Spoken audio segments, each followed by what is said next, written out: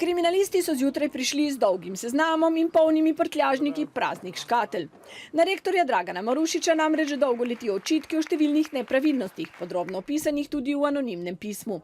Od spornega praznovanja rojstnega dneva na račun univerzitetnega denarja, nepotističnega zaposlovanja, negospodarnega ravnanja in finančnega razmetavanja do uničenja pogodbe s hišnim odvetnikom Velimirjem Cugmasom.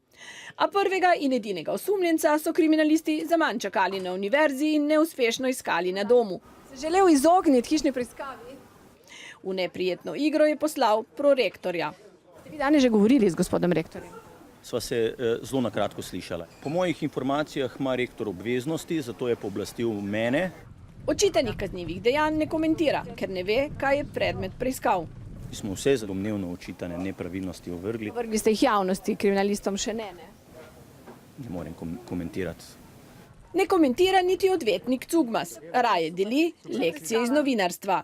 Vi veste, da je vsak predkazenski postopek tajen in prosim, ne vlečete me za jezik, ker vam nič drugega ne morem povedati in tudi vi ne smete poročati. Gospod rektor je osumljen zlorabe položaja, poneverbe listine in tako dalje. Glejte, odkot vam ta vedenja? Pred 1 uro je to poslala policija vsem medijem. Med kaznivimi dejanji naj bi bila tudi pogodba z vami, ne? Glejte, obstaja ta pogodba ali ne iz 1.3.2012, ki ste jo podpisali, vaš podpis in žig vaše odvetniške pisarne gor? Do dobra veste, da to, kar me sprašujete, je vse zmotno.